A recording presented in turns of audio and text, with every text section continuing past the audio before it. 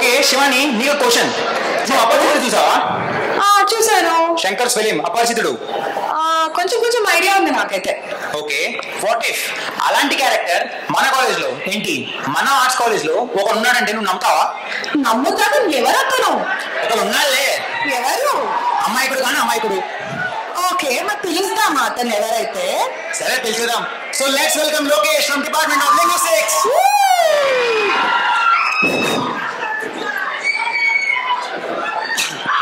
Good afternoon everyone. I am Lokesh from Linguistics Department. So concept ఏంటంటే నేను CR. మన Tollywood celebrities ఒకవేళ late comers అయితే ఏం రీజన్స్ చెప్తారు అనేది కాన్సెప్ట్. అంటే నేను రెగ్యులర్ స్టూడెంట్, రెగ్యులర్గానే వస్తాను, టైంకే వస్తాను. ఒకవేళ వాళ్ళు లేట్ కమర్స్ అయితే ఎలా ఉంటుంది అనేది కాన్సెప్ట్. సో ముందుగా పుష్పరాజ్ గారు లేట్ వచ్చారు క్లాస్కి. నేను సిఆర్ కదా అని అడుగుతున్నా పుష్పాని, ఏంది పుష్ప లేట్ వచ్చిన్నావు? పుష్ప కూడా క్లాస్కి టైంకి రాడు, క్లాస్ పెట్టుకోవాలా ఏంది? సరే పుష్ప, ఎగ్జామ్ ఫీజు కట్టావా పుష్ప? ఏం కట్టాడు? తక్కువ ఒక 3,000 అవుతుంది పుష్ప. ఈ ఆర్ట్స్కి అందరికీ నేనే ఫీజు కట్టా ఏంది? పుష్ప అక్కడ ఏదో మధ్యలోకి వెళ్తున్నాయంటే అక్కడ నాకు కానీ ఒక్క అక్షరం పడ్డా వెళ్ళమ్మతో సాక్షిగా చెప్తాడా నడుపుతా.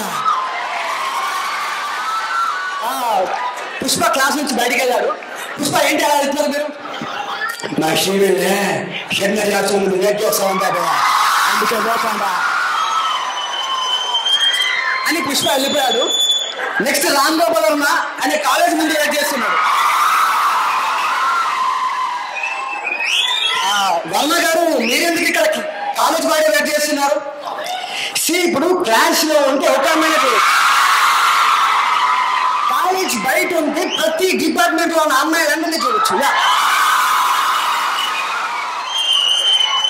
సరే వర్మ గారు, మరి మీకు ఇంతకీ ఏ డిపార్ట్మెంట్ అమ్మాయిలు ఇష్టం?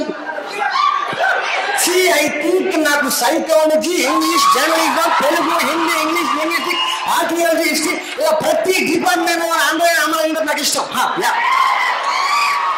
సో అన్నట్టు మర్చిపోయాను, ఈ అందమైన అమ్మాయిలతో నేను అనుకున్న ఒక షార్ట్ ఫిలిం చేయబోతున్నాను. అది మీ సీఆర్ అందరికీ ప్రమాణం చేసి చెప్తున్నాను. సార్ మీరు సినిమా చేయడానికి మామూలుగా ప్రమాణం చేస్తున్నారు సార్. సరే మీరు ఎప్పుడైనా ఇచ్చిన మాకు నిలబడారు కదా. సరే నెక్స్ట్ విజయ్ దేవరకొండ కూడా లేట్ వచ్చాడంట. విజయ్ దేవరకొండ గారు మీరు ఎందుకు లేట్ వచ్చారు? మొదటి సంవత్సరంలో పిల్ల చేరింది, ఆ పిల్ల కోసం శాస్త్రం ముందు వెయిట్ చేసిన. ఆ పిల్ల అంటే నాకు ఇష్టం, ఆ అమ్మాయిని మినహాయించి మిగతా వాళ్ళు నా ఇష్టం, మీ ఇష్టం. అరే ఎంత చేసుకుందా చేయాలి?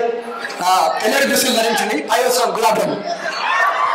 సో కొందరు చెప్పింది కదా ఆ అమ్మాయితో జాగ్రత్త, మీరు దూరంగా ఉండండి.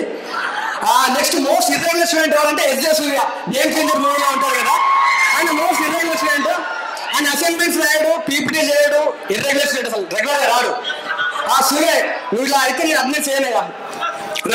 ఒకటి అడ్మిట్ చేస్తా అని చెప్పు, చెప్పు ఆజీలోకి లేచి అసైన్మెంట్ వస్తే అడ్మిట్ చేస్తాను, రెగ్యులర్గా వస్తే అడ్మిట్ చేస్తాను, పీపీటీ చేస్తే అడ్మిట్ చేస్తాను.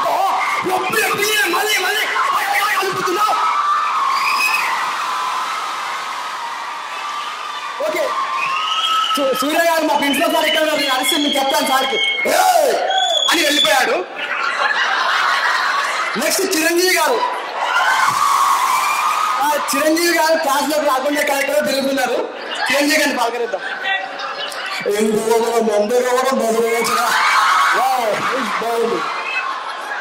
చిరంజీవి గారు మీరు ఇక్కడ వెయిట్ చేస్తారేంటి?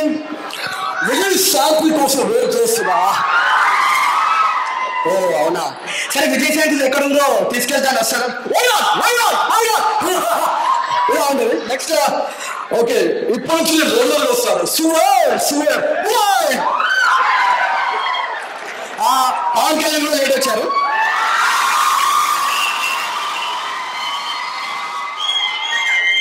కళ్యాణ్ గారు మీరెందుకు లేట్ వచ్చారు?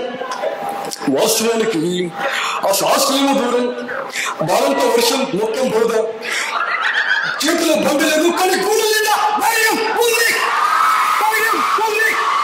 అందుకే లేట్కమర్రయ్యాను. సరే వీళ్ళు వెళ్ళిపోయారు. నెక్స్ట్ దశావతారం మూవీలో బామ్మ క్యారెక్టర్ ఉంటుంది కదా, ఆ క్యారెక్టర్ కూడా వచ్చింది క్లాస్ కి. బామ్మ నువ్వెందుకు క్లాస్కి వచ్చావు? వాడో పెద్ద ఇడియట్, వాడు క్లాస్కి రాడమ్మా.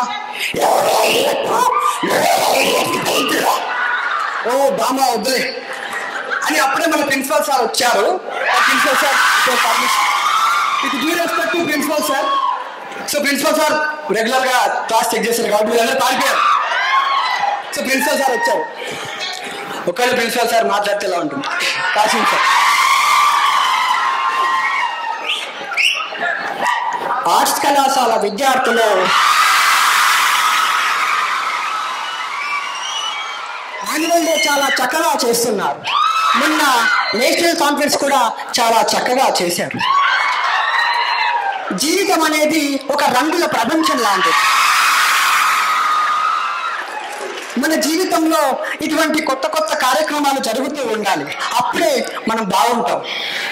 సో ఇటువంటి ఈవెంట్ జరగాలంటే మీరందరూ రెగ్యులర్గా రావాలి. అయితే సార్ గుర్తుందో ఏదో సార్ స్టేజ్ మీద స్పీచ్ చెప్పారు ఒకటి అంబేద్కర్ది, అది ఎలా ఉందో చెప్తారు. ప్రతిభ అక్కడి నుండి పుట్టింది, ప్రతిభ నేల నుండి పుట్టింది. ఆ నేలని వరం మీద నడిచినప్పుడు, వంగి నాట్లు వేసినప్పుడు, పడవలెత్తి కోసినప్పుడు, మోపులెత్తి మోసినప్పుడు, కుప్ప కొట్టినప్పుడు, పూర్పార పట్టినప్పుడు, భూమి కడుపులో కళ్ళు పెట్టి నల్లటి మట్టి నుండి మల్లెపువ్వు లాంటి ముక్కులు తీసి కంచెల్లో పోసిన వారికి ప్రతిభ అంటావా, ఏమంటావు? ఎలా ఉంటుంది? Thank you so much.